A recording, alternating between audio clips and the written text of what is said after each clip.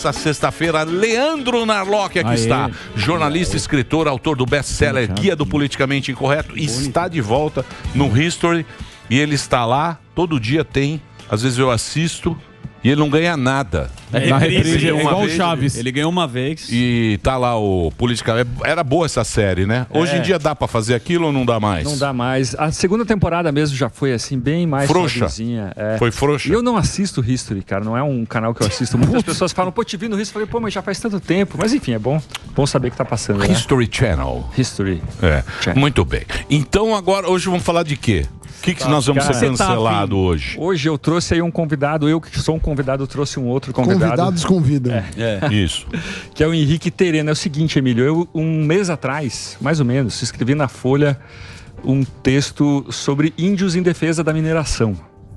Né, todo mundo vê lá aqueles índios que são do Greenpeace e tal, mas aí eu achei alguns que eram contrários. Os caras falam o seguinte, olha, tá uma ilegalidade, tá um crime absurdo em terra indígena, as índias estão virando prostitutas e mendigas, né? Os índios estão virando mendigos dos garimpeiros, e a gente quer legalizar para ter uma transparência, para saber quanto que afinal estão ganhando, quanto não estão deixando de ganhar, vamos dividir esse dinheiro direito. E a partir dessa coluna, cara, eu virei assim, ó, vários índios começaram a me escrever, eu também sou a favor, E daí no Árvore do Futuro, eu já falei aqui, né, do @Árvore do Futuro no Instagram, que é um movimento que eu participo de um ambientalismo mais aliado a mercados, mais pragmático, né, mais otimista e tal. A gente fez um vídeo compilando vários indígenas a favor de legalizar a mineração, que eles falam, olha, hoje é o pior dos mundos, tem muita devastação, tem muito crime, você é igualzinho ao mercado, à guerra às drogas, né? Você dá vantagem comparativa para quem é violento, né? Se é ilegal, então quem é ilegal tem vantagem, quem é violento tem vantagem.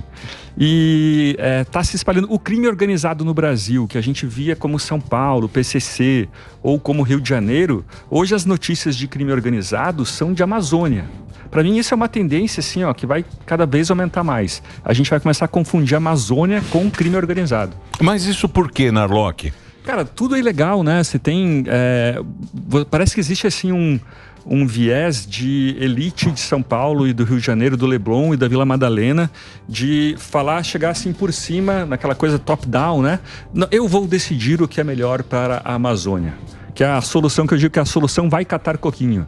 O cara tá morando em cima da maior mina de diamantes do mundo e a gente fala, não, você tem que caçar, tem que coletar açaí. Tudo bem, coletar açaí pode ser bom, mas tem gente que tem outra ideia. O mundo, ele funciona de baixo para cima. Né? As pessoas têm várias ideias por tentativa e erro. É imprevisível, não tem assim um ser iluminado que vai decidir o que cada um vai fazer, né? E o que a gente está vendo é que, como tudo é proibido na Amazônia, você tem ali o índice de jovens, como que é mesmo o nome? Jovens que desistiram de trabalhar, de procurar trabalho, tem esse nome, desassistidos, né? Os nem, né? Que nem trabalham, nem estudam. Isso. O índice é muito grande na Amazônia. Enquanto no Brasil todo os índices de violência estão diminuindo, na Amazônia estão aumentando. E para mim os ambientalistas estão sendo muito dogmáticos, né? O que é isso, né? Ser dogmático. Quando você fica muito preso a uma regra e por mais que aquilo prejudique a sua própria causa, você continua preso àquela regra, né?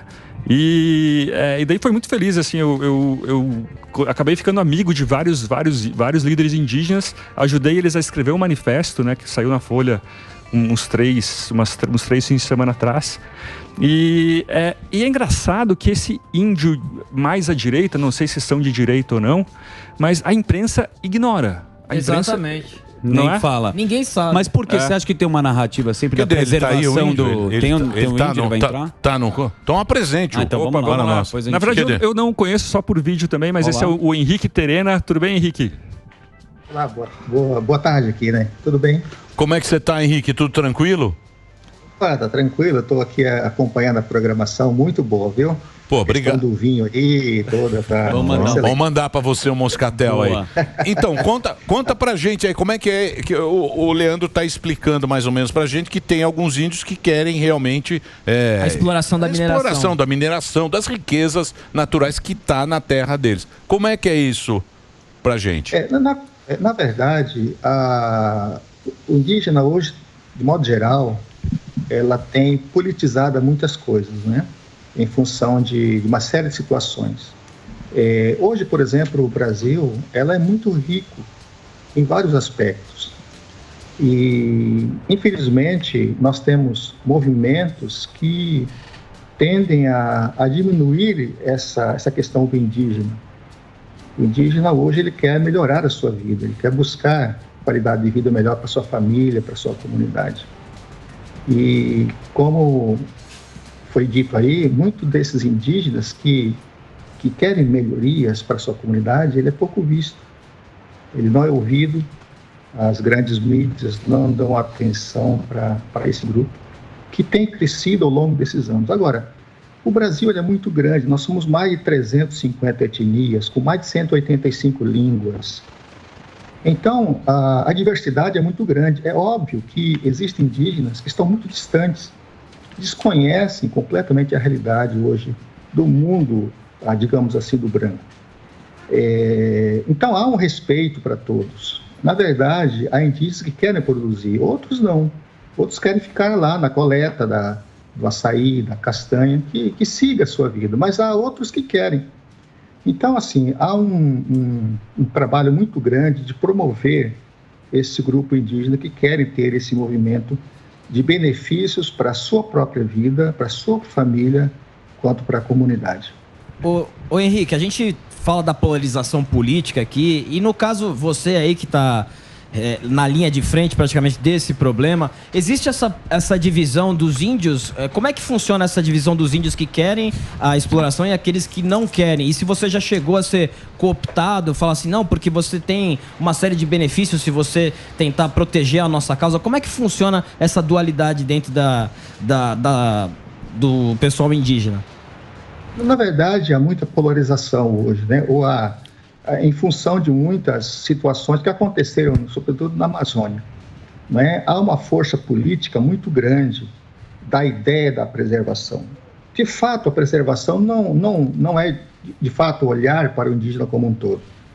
Existem outros grupos, né, que gritam aí em nome do povo indígena como se fosse verdade absoluta. Isso não é verdade. Né? Há indígenas que buscam, que querem ter benefícios, que buscam melhorias para a sua comunidade e para a sua própria vida. Então, há políticas, né, muito fortes nesse sentido de dizer, não, o índio, ele não deseja isso. Então, é uma política externa, política de pessoas que não tem nada a ver com o povo indígena, ou seja, são indígenas, muitas vezes, que nem vivem na comunidade, que estão fora, vivendo fora totalmente, que estão em outros países, ou nas cidades, que estão aí gritando em nome do povo indígena, daquele que está lá na ponta, o que sofre de fato que está na ponta. Então, assim, essa polarização tem trazido prejuízos muito grandes para a população indígena do Brasil. E nós, do ponto de vista mais proativo, nós queremos, sim, a melhoria das comunidades, ver o povo indígena sair dessa miséria, né, onde tem as terras para serem produzidas, né, estão aí com os minérios embaixo ali, da sua própria propriedade, da sua própria terra. Então, queremos dar uma maneira de qualidade de vida melhor para essas comunidades. E também procurar legalizar essas coisas que têm trabalhado ao longo dos anos da ilegalidade. E quanto mais ilegal, mais prejuízo é para a comunidade local. Ô Henrique, o que você estava falando, né, ô Henrique, são 350 etnias, quer dizer, cada um pensa de um jeito, cada um quer uma coisa e você acaba, que é o que você está falando, você acaba entrando num dogma que tem que ser desse jeito e dessa maneira. E num determinado momento, o próprio índio que mora aqui manda menos do que o cara que tem uma ONG na Inglaterra. Então a ONG da Inglaterra representa o índio que está aqui no Mato Grosso e ele fica preso a isso. Sendo ele não que pode... a terra é dele, né? Exatamente, ele não pode fazer nada. Agora eu quero saber o seguinte, como é que se sai disso, meu querido Henrique? Na verdade, nós temos aí um largo trabalho de conscientização do povo indígena hoje que quer sair, quer demonstrar que esse lado é um lado positivo. Há exemplos hoje de indígenas, de grupos indígenas que já estão nesse processo da produção. Né? Por exemplo, o Grupo Parecis do Mato Grosso foi o primeiro grupo que despontou nessa área da produtividade. Isso foi uma uma luz que brilhou para as outras comunidades. Hoje nós temos, por exemplo, na região de Rondônia, né, nós temos no Mato Grosso mesmo, né, vários exemplos de pessoas, de grupos indígenas, né, que estão produzindo já em grande escala para suas comunidades, saindo da miséria, totalmente dependentes do governo, dependentes da prefeitura, e hoje eles têm riquezas, são possuidores de dinheiro mesmo para comprar aquilo que eles necessitam. O indígena, ele quer buscar bens para ele quer ter um bom celular, ele quer ter um bom computador, ele quer ter um carro. Então, assim, olha, esse olhar do indígena, né, de que não, ele tem que ficar lá no mato, ele tem que viver a vida dele, me parece uma utopia essa questão, porque não existe, ou não vai existir, mais cedo ou mais tarde, o indígena vai sair desse local e para buscar vivências melhores para ele. Então, assim, nós estamos lutando aqui para criar um mecanismo para que os nossos governantes olhem um pouco para essa realidade nossa e não escute muito essa gritaria que tem sido feita em torno desse não, que não pode, que não deve, isso é prejuízo, vai atrapalhar o meio ambiente.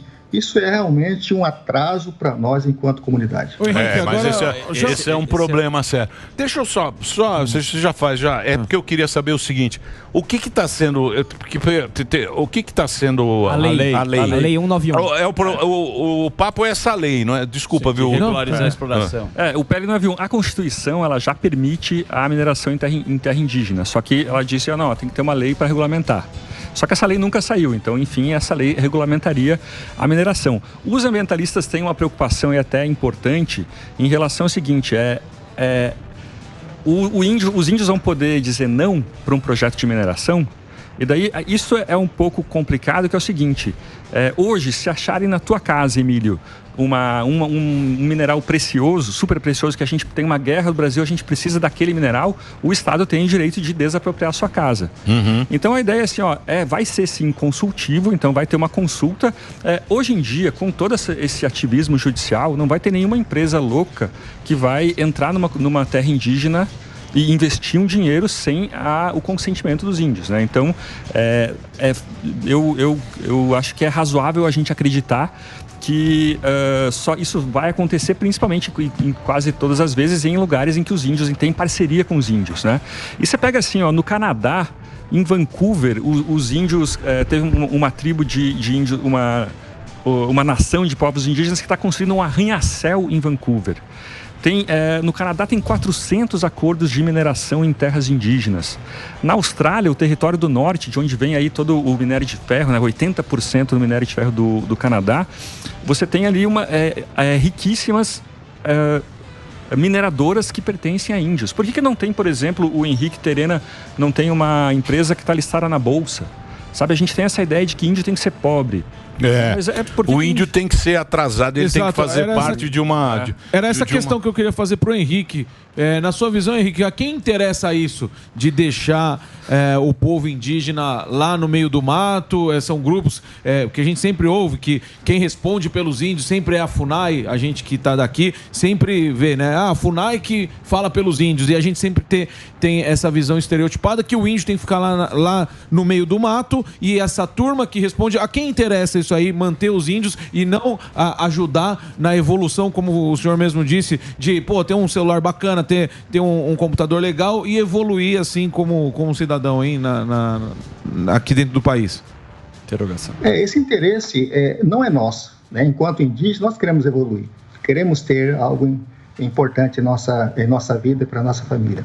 Esses são atores externos, né? E infelizmente alguns indígenas cooptados por eles, né? Que aí exercendo uma certa liderança dentro do cenário brasileiro e internacional, que acabam trazendo uma voz que de fato não é a voz do indígena lá da ponta, né?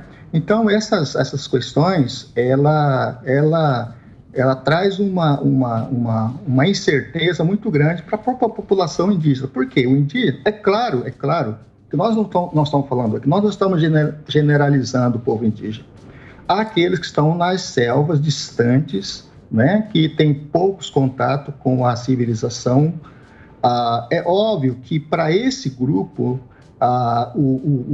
as coisas vão demorar um pouco mais, né? Mas para aqueles que estão já têm o contato, que têm a comunicação da língua nacional, que já tem o trânsito assim dentro das comunidades não indígenas, para aqueles sim, eu acho que é importante que este grupo venha e traga essa nova maneira de pensar. Então, assim, para nós, enquanto indígena, é um atraso ficar nessa ideia dessa romantização que se tem do povo indígena. Sim. Né? Porque acha que o povo indígena é porque ele está com... Tem aquela ideia de que o indígena ele fica de cocar e pintado o dia todo. Não é verdade, sim. Ele tem os seus afazeres. Ele tem um dia a dia. Ele só se pinta, ele só se coloca o cocar quando há momentos de festa, de celebração. Então, tem o dia a dia dele. Então, assim, o interessante é que é pregado para o mundo de fora que o indígena ele tem ficado daquele jeito, como uma peça de museu que não pode ser mudado, exato, que não pode ser atingido. Qual que é a relação, meu querido Henrique, igual as ONGs, né? Porque também a gente estava até citando aqui que o cara fala na Europa, na França, sempre o cara gosta de dar um pitaco. Realmente tem essa polarização. Eu queria que você explicasse como é que funcionam as ONGs, se elas ajudam, se atrapalham. Qual que é a tua visão? Há ONGs que têm trazido ajuda, mas a maioria dela não. A maioria dela, elas simplesmente querem trazer essa dificuldade para o próprio indígena, porque injeta grandes recursos, né, e acabam sendo manipuladores de opiniões, não apenas do indígena, mas também da população como um todo. Então, essas ONGs, a maioria delas, ela traz um desrespeito muito grande para as comunidades indígenas. E aí, muitos dos indígenas, em vez de ajudar, acabam atrapalhando, entrando nesse viés das ONGs. Tem mais ONG que indígena, né? Não, mas tem uma preocupação aí importante, que é o seguinte, muita gente fala, pô, mas e mineração na Amazônia? E o desmatamento? E as girafas? Mas na verdade, assim, ó, você tem uma questão que a gente precisa cada vez mais aumentar o custo de oportunidade do desmatamento. Quer dizer, em vez de desmatar, o que a pessoa podia estar fazendo? E a mineração, na verdade, é um jeito de você tirar muito dinheiro de um espaço menor. Né? Hoje que você tem, quando você tem lá uma derrubada enorme para criar gado, por exemplo, ou para tirar madeira, você ganha poucos reais por hectare. Né? E o sul do Pará mesmo, que a Vale tem ali, ela preserva uma área imensa, assim.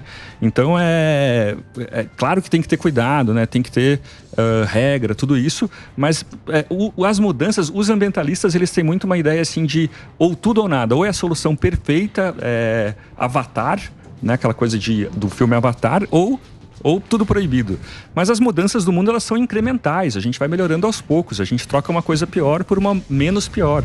E vai assim melhorando, né? Porque é isso que você falou, né? A gente não tem... Aqui no Brasil, a gente não tem dimensão do tamanho do nosso país. Exato. A gente não sabe. O próprio ministro, o ministro que era o Ricardo Salles, ele não conhecia o Amazonas. Ele foi conhecer quando ministro. O próprio brasileiro não sabe como é essa região. Então é uma coisa que tem que ser feito um estudo, mas tem que fazer sério, que é aquilo que você está falando. Tem que ter ambientalista sério, não pode entrar para o lado político. Se entrar para o lado político, vai ficar essa briga o resto da vida e o índio vai continuar sendo pobre e a gente vai achar que o índio tem que ser peça do museu. Exato. Não tem jeito. Eu tenho uma pergunta. Pois não. Já vi vários debates com Amanda Klein e o Ricardo Salles de manhã, assistindo o Jornal da Manhã. E existe essa visão meio Vila Madalena do mundo, né, que o Ricardo Salles fala o tempo todo. E a Amanda Klein, ela coloca em perspectiva uma ideia que eu acho muito demagógica. E aqui ela é reproduzida pela fala da Joênia Wapichana, do Rede de Roraima. Isso está bem claro, aspas, né? O interesse do PL 191 é puramente a cobiça, é o ouro, é o minério que as terras indígenas, que os povos indígenas têm protegido há milhares de anos. Essa cobiça, esse interesse puramente individualista quer impedir que os povos indígenas continuem protegendo suas terras. Aí, o meu ponto é, como que a gente combate essa desinformação que é exposta pela mídia, pela grande mídia? Os principais meios de comunicação não dão abertura para o Henrique aqui, que está conosco, que você trouxe. Sim. Mas isso que tem aqui é muito raro. Como que a gente combate essa desinformação? Pois é, deixa eu responder outra coisa que você mencionou aí, Marco, que é bem... Porque a nossa querida é deputada... Ela é deputada, Joênia Wapichana. A Joênia falou uma bobagem, né? Se você tem ouro, você não pode explorar o ouro, porque você vai guardar, proteger. Proteger um recurso E o índio mineral. morrendo de fome lá. Exato. O índio não se alimenta de ouro, né? Claro. O índio não tem nada, tem ouro e não tem nada, mas não pode usar. Puta bobagem, né, bicho? E assim, ó, a política, ela tem que lidar com pessoas reais. Ela não pode lidar com seres santos imaginários. Né? Se a gente fosse esperar que as pessoas agissem como santas, estatal daria certo. Estatal, na verdade, se você tivesse só uma empresa de celular para todo mundo, você teria um ganho de escala enorme. Mas as pessoas querem cobiça, elas querem lucro. É natural do ser humano querer lucro, né? E a gente monta um sistema em que você lucra se você resolve o problema dos outros, se você ajuda os outros, se você satisfaz prazeres dos outros, enfim. Então, tem que lidar com pessoas reais, entendeu? E as pessoas estão lá, elas querem explorar, estão explorando, né? Alguns índios me contaram que isso acontece, assim, tem índio que garimpa há 40 anos, entendeu? Não é de agora, assim. Né? Mas ele pode. Acho que não, né, Henrique? Então, pode essa é uma questão interessante, rapidinho, que muita gente fala que índio é preguiçoso. Então, que índio não trabalha. Mas aí, quando ele quer trabalhar, ele é criminoso. Entendeu? Então, então decidam-se, né? É isso mesmo. Na verdade, essa prática já existe há muito, muito tempo. Alguns até mais de 50 anos, 60 anos, 70, 80 anos. Então, já existe essa prática. Se ela é legal ou não, já há a prática dela. O que o governo quer, simplesmente com a PL 191, é legalizar isso, dar legalidade para aquilo que é ilegal, que estava sendo até então ilegal. Então, assim, num certo sentido, a maioria dos povos que trabalham nessa área, eles já sabem, já tem as suas práticas ali. Por exemplo, nós temos aqui no Mato Grosso, nós temos a primeira cooperativa indígena no Brasil, chamada Copaíbra.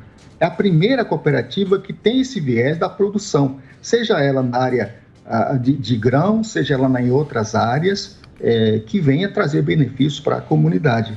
Aqui, por exemplo, no Mato Grosso do Sul, nós temos os índios cadivéus, que tem a primeira cooperativa dos próprios cadivéus, que desejam produzir, que querem produzir dentro das suas comunidades. Então, assim, a PL 191 vem para regulamentar, trazer critérios legais para que a continuidade do que já tem sido feito ao longo dos anos sejam práticas legais e não ilegais, conforme muitos já têm. Infelizmente, tem muita gente aí, né, que tem pregado coisas esquisitas até, tem falado até em nome do povo indígena, e que, em vez de ajudar, traz maiores dificuldades. E eu quero aqui agradecer à Jovem Pan, que é a primeira mídia que traz, pelo menos assim, que eu saiba, um movimento assim de uma fala de um outro lado. Quer dizer, não é apenas um lado que está falando. Existem outros grupos que querem falar, que querem ter a sua voz. E vocês, me parece, são a primeira delas que estão nos dando essa força, dando esse apoio para a gente falar o que a gente quer de maneira correta. Muito bem. Queria agradecer o papo com você, Henrique. Obrigado aí pelo esse papo bacana, conhecer você. Espero que um dia que você venha pessoalmente aqui para a gente trocar uma ideia. Tá bom? Ótimo, estamos à disposição. Valeu. É o Henrique Terena. Tem rede social ou não? Tem. Puta, difícil, hein? Difícil, muita consoante. Não, é Caché. Caché. Unatimé. Caché Unatimé. O que quer dizer isso, Caché Unatimé? Caché é meu sobrenome, que é Dias, e o Natimé é o meu nome em Terena. Em Terena.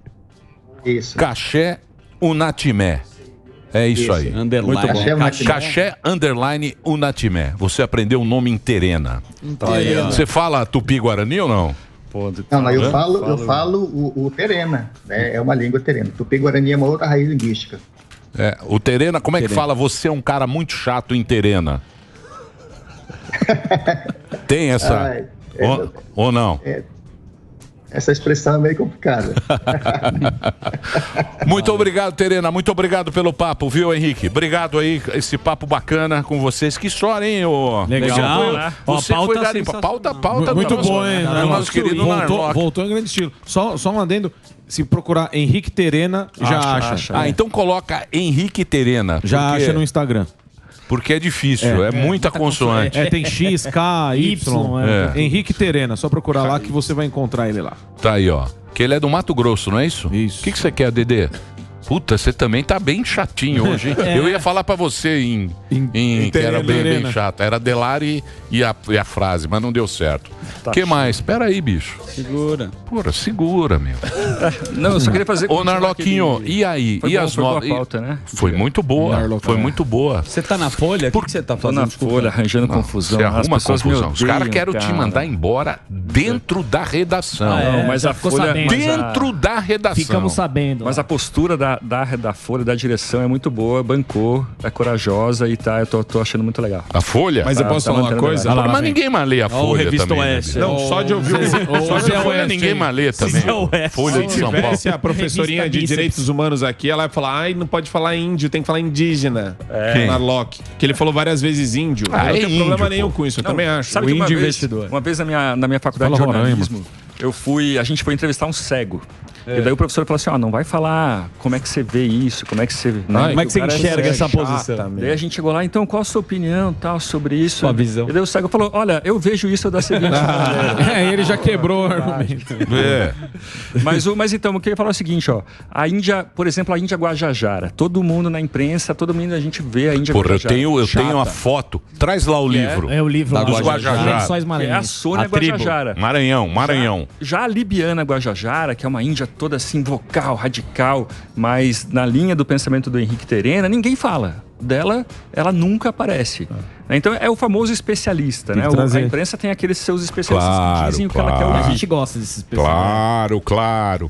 Mas você sabe, cara, eu tava lendo o livro das epidemias. Em 1834 foi a primeira vacinação. Dom João VI mandou vacinar contra a varíola. A varíola foi a doença que mais matou na história. 1800,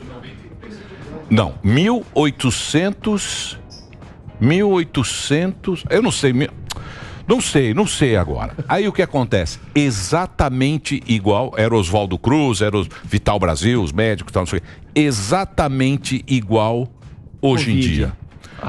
Os caras que não queriam vacina, a imprensa que não queria vacina, os caras que queriam vacinar, exatamente igual. Olha que coisa, bicho. A gente tá, parece que naquele filme. Que parece que é um negócio que você... É um livro muito bacana esse. Ele teve aqui, a história das epidemias. 34. 1834. O primeiro surto de varíola. Então, aí o que acontece? Ele perdeu o irmão dele, ele perdeu os irmãos e acho que morreu um filho, alguma coisa assim. Aí ele falou, vacine todo mundo. Mas aí era o mesmo papo, que a vacina tinha um chip. Só que não era chip, o cara falava, vai inocular no doença, exatamente. Aí eu falei, tinha um disquete. Deus, cara. Mas é engraçado. Meu Deus, eu falei isso. Já existiu mesmo. Eu falei, o mundo não mudou nada, cara. Já existiu o Átila Yamarino. Que coisa, bicho. Que loucura. 1904? A revolta da vacina. Não, mas isso foi a revolta, mas foi bem depois. Foi bem depois.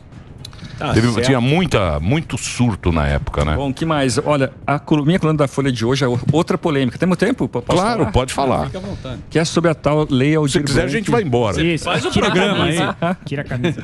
Que é sobre a tal Lei Aldir Blanc de incentivo à cultura. E daí eu fico pensando, quem é contra? Quem poderia ser contra um nome tão bonito quanto Lei Aldir Blanc de incentivo à cultura? Obrigado, é a favor. O fato é que é uma lei, mais uma lei, o nome verdadeiro para ela deveria ser mais uma lei de bolsa classe média, mais uma lei que vai tirar dinheiro do setor privado para levar para políticos, né? Como o Holliday, né? O Fernando Holliday mostrou agora, tem muita corrupção nesse meio. E o que a gente precisa no Brasil é de menos gasto, né? O governo precisa gastar menos, só que todos os grupos de interesse ficam ali em cima.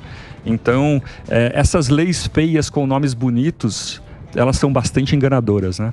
E outra coisa, a gente repercutiu ontem aqui sobre essa questão da lei. Olha os Guajajara aqui, ó. Ó que lindo. Ó os Guajajara aqui, ó. Tá aqui, ó, pra vocês. Cultura ancestral de um povo. Ninguém olha. Show de bola. O que foi? Não, ó aqui, ó. Ó aqui os Guajajara, ó. Beijo, Guajajara. Ó aqui, ó. Beijo pro solista Ó, isso aqui é cabeça de macaco, meu. Eita! Olha aqui, ó. Olha que curte uma cabeça. Eu não vou Show de bola. Esse livro aqui é muito bacana, hein? O Meirelles Júnior, muito obrigado. Então, voltando ao assunto, eu sou favorável leis para artistas ruins. O artista fraco. Não tem capacidade? Não consegue. Esse cara precisa de pobreza, não de dinheiro. Não, precisa de dinheiro. Aí ele faz o show, leva os amigos. meia dúzia. A gente paga. Eu pago o imposto. Ele vai, faz o show dele. Fica feliz. É que nem aluno. Você tem um filho, ele é ruim na escola. Você contrata um professor particular para ele. Seria a lei de financiamento ao artista ruim. Ou pega uma escola ruim. Esse negócio de pra falar ele de passar. cultura. O Estado não tem a cultura. Cultura quem faz é o povo. Posso jogar uma batata quente no Narlock? Você quer uma Joga batata uma quente? Posso jogar uma Vai lá. Pega a quente? batata. Vai lá. Direita Pega ou a esquerda? batata. Pega a batata. Você é direita ou esquerda? Ele quer saber isso. A batata É é Lula ou Bolsonaro? Pega o batatão Lula ou aí. Bolsonaro? Lula ou Bolsonaro? Não, O índio é Lula ou Bolsonaro? Quem vai votar de senador? O Bolsonaro vetou a lei, certo? Qual lei? Dos Aldir 3 Blanc. mil. Isso. Só que o que me impressiona é, existe uma falta de articulação do governo no Senado, porque 74 senadores votaram a favor. Quer dizer, onde que tá a pegadinha aqui? Não. Essa é uma boa crítica que se pode fazer ao Bolsonaro. Ele não teve nenhuma liderança no Congresso na aprovação dessas leis. Na bomba fiscal lá do pacote da enfermagem também, do piso salarial, meio que deixou as coisas acontecerem e não teve coordenação. Entendeu? E agora vai ter que vetar. Né? O Paulo Guedes quer que ele vete o piso salarial das enfermeiras em ano eleitoral. Não sei se vai acontecer. Entendi. Mas então, precisava de mais articulação no Congresso, né? Total, Acho que a questão é essa.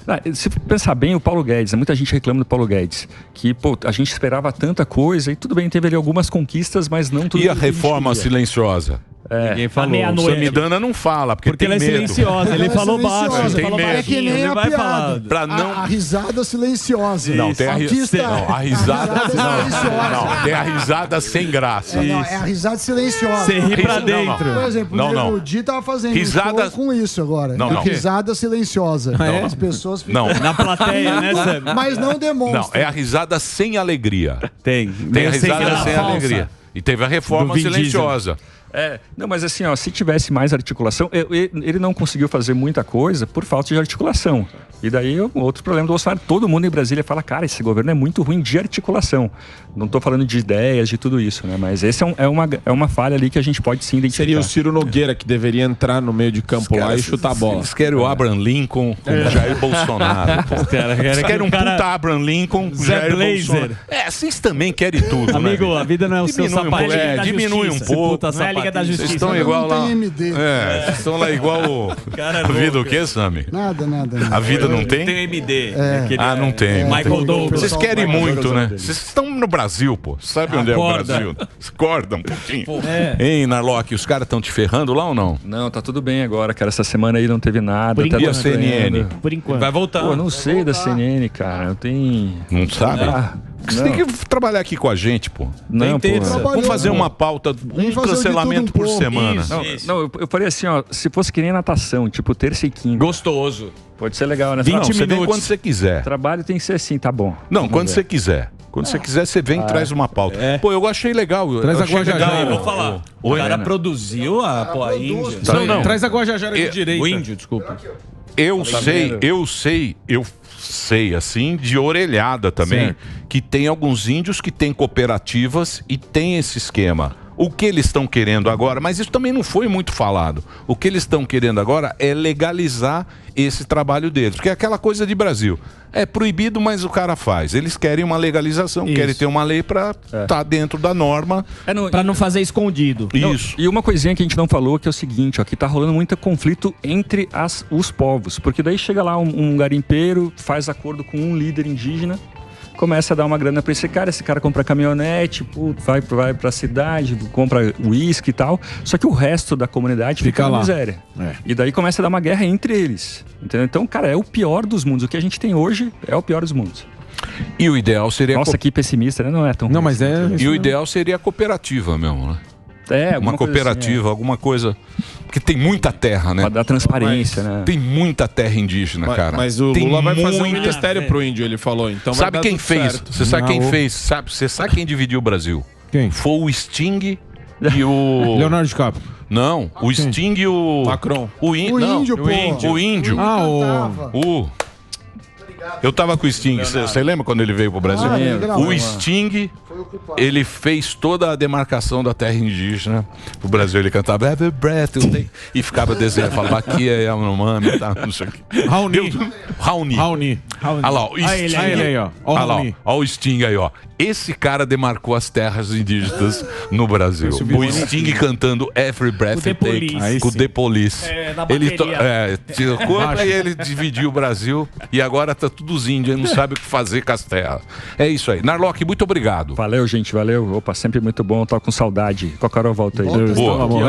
Muito legal e obrigado por você ter trazido essa pauta aqui pra gente. Foi um mérito seu.